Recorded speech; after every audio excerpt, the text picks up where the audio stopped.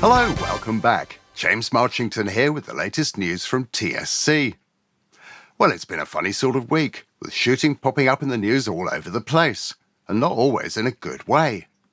I had a brilliant weekend at the game fair, catching up with old friends and watching the clay shooting, and it was great to meet some of our loyal TSC viewers too. So thanks to everyone who came up and said hello. Coming up, we've got an interview with Tim Bonner of the Countryside Alliance about the threats to shooting and what we can do about it. Here at the Oxford Gun Company, it's your last chance to shoot the Game Bird Challenge. And the Browning August Challenge kicks off this Saturday with 2 Browning B525 shotguns to be won. All that and more coming up after this.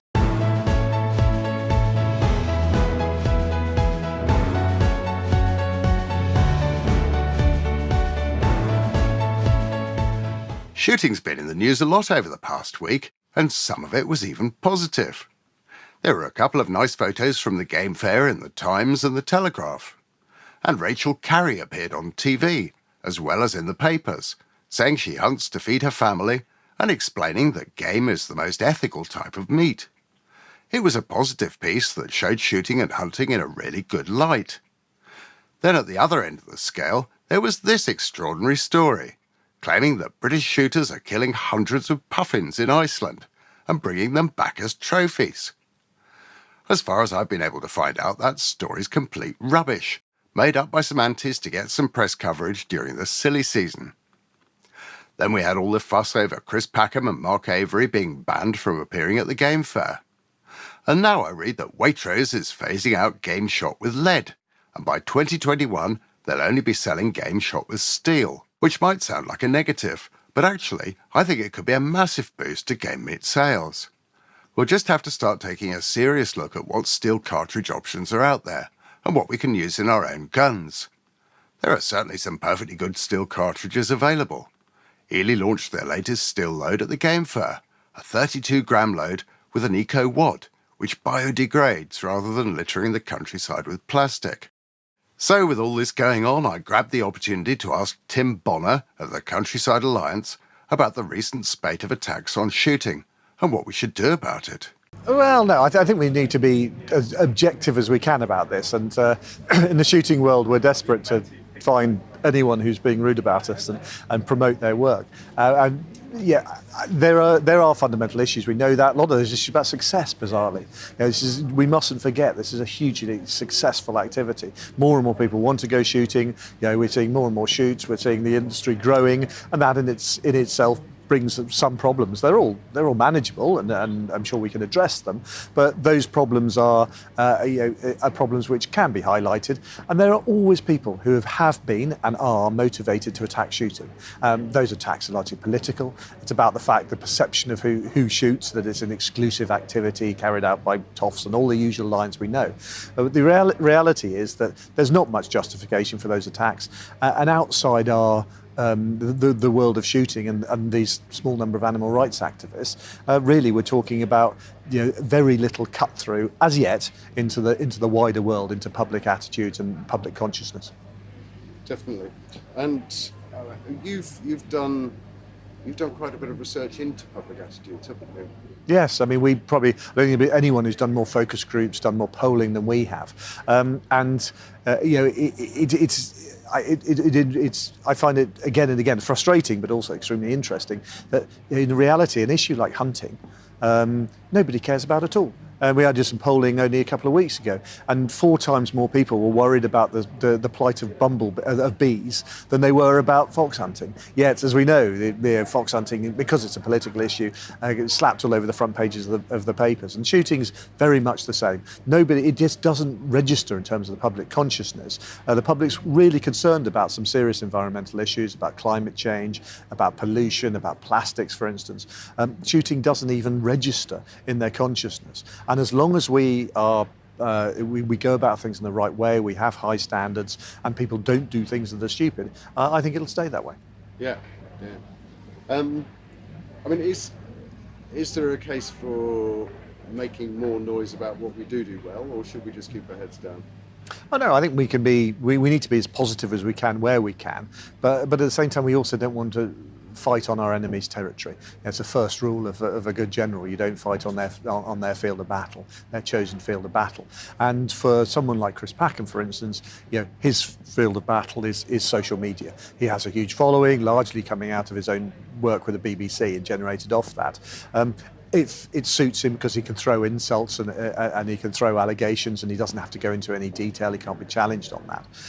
And whilst we need to push out positive stories there, actually PR, this strange thing that people talk about managing reputation, is as much about the work that we, for instance, do, the Countryside Alliance does in Parliament on a day-to-day basis, talking to politicians, that our colleagues in other organisations, the Game Conservancy, Game and Wildlife Conservation Trust, for instance, working with Natural England, producing the science which makes the case for shooting.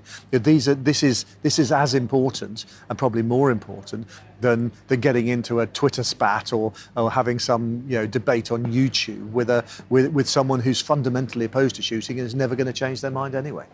Yes, definitely. I mean, shooters are very inclined to get stuck in there on Twitter and start arguing, perhaps not doing themselves any favours, or they're on a hiding to nothing. Well, you're on a hiding to nothing, and it's in the old days what was yesterday's chip paper, but it's sort of digital chip paper, isn't it? And I think there is good news isn't news for starters. We have to understand that it's very difficult to we all know, for instance, that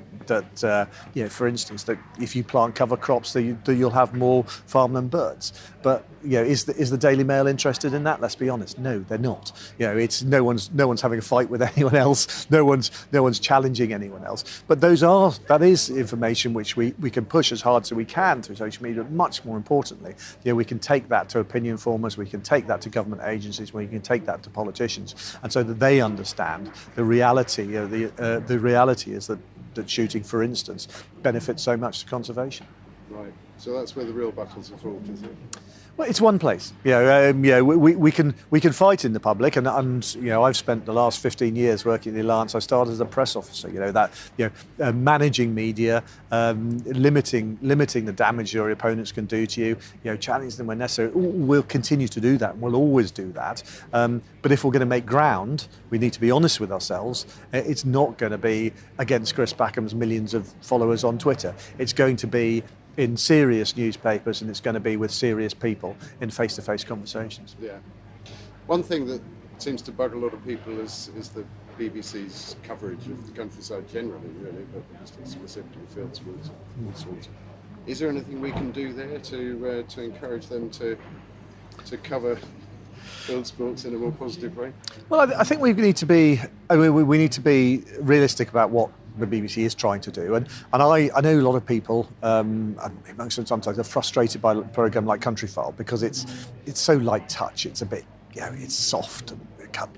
But in reality, it's not doing us any harm, and in many cases does promote the start of a good story.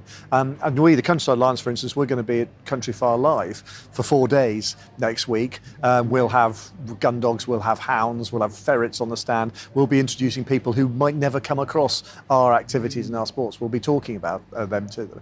And that's a massively important audience for us. So I do think we have to be careful that we're not going to get a programme which is purely about how to shoot a left or right curling pheasant when you're on the end of the line. It's not going to happen. That sort of niche broadcasting. There is a frustration that there doesn't seem to be any programming for rural people rather than programming about the countryside, but we have to understand the separation between the two. But the problem, I think, and the thing that does annoy people, and it's understandable, is when the BBC gives a status to someone like Chris Packham, which allows that person to use that status to campaign against us in a very aggressive and vociferous way. And we've been prominent in challenging that. We were the ones who brought who brought the judgment from the BBC Trust, who said that they weren't going to find against Chris Packham because he wasn't a regular BBC presenter. He was a recurrent BBC presenter. What the difference between that is, I have no idea. and you can tell from that they're tying themselves in knots in order not to find him guilty. So we'll continue to challenge when necessary, but let's, as far as Countryfile is concerned, we will continue to try and work with them and get them to generate as much positive publicity about all our activities as we can, and understand that they're not going to get into the detail of our activities, but that doesn't mean they can't show them in a good light. Definitely. Finally, is there anything the individual shooter can do to sort of help the cause, as it were, or something they shouldn't do, perhaps? Well, no, let's be positive. Let's find something they can do. And the one thing that our research is absolutely clear in is anyone who's ever eaten a pheasant or a partridge is a friend of ours and a friend of shooting. So the best thing you need to do is to, when you go out next winter and you shoot, take the game home, cook it, have a dinner party, invite your neighbours around and stuff it down their throats, because the more they eat, the more they understand, the happier they'll be that the fact that you can go on shooting. Thank you, Tim. Now, following his theme of encouraging non-shooters to try game meat, for my pick of YouTube this week, I'm going for Rachel Carey's appearance on the This Morning programme. It's a brilliant interview and entirely positive about hunting and eating game meat. If nothing else, it proves we can get a positive message out there about shooting if we go about it the right way. There's a link to that video in the description below. Now, if you haven't yet shot the Game Bird Challenge at the Oxford Gun Company, you'd better get a move on. Tomorrow is your last chance to shoot the course of 100 targets with a game theme, including a driven sequence and this walk-up. It's sponsored by Olivia Tallick Clothing, and there are prizes of Olivia Tallick gear in each of the categories. So if you fancy having a last-minute go at that one, get along tomorrow, Wednesday the 31st, before it's gone. Next up at the Oxford Gun Company, August is Browning Month, with 2 Browning 525 shotguns to be won on a 100 sporting competition. The Browning August Challenge runs from this Saturday, the 3rd, to the 31st. You don't even need to shoot it with a Browning gun, and there are prizes in open, juniors, and ladies categories. There's also the hugely popular Browning Rabbit Mania running throughout the month. That one you do have to shoot with a Browning, but there are loan guns available if you want. For details, see the website oxfordguncompany.co.uk or call to book your slot on 01844 238 308. And don't forget, we've got the Oxford Festival of Shooting coming up on the 7th of September. That one's a great day out for the whole family, with trade stands, have a go on clays, air guns, archery and axe throwing, plus gun dogs, country clothing, refreshments and loads more. That day also sees the return of the TSC series, with the next qualifier in the series that leads up to the grand final, when 1 girl and 1 boy will each win an MG car. So make a note of the date in your diary. That's Saturday, the 7th of September. Well, that's all we've got time for this week. Thanks for watching. Please help us out by giving this video a thumbs up and tell your shooting friends about this channel too. And make sure you're subscribed to keep up to date with all our latest videos. The next one's out this Thursday, as always at 7:30 p.m.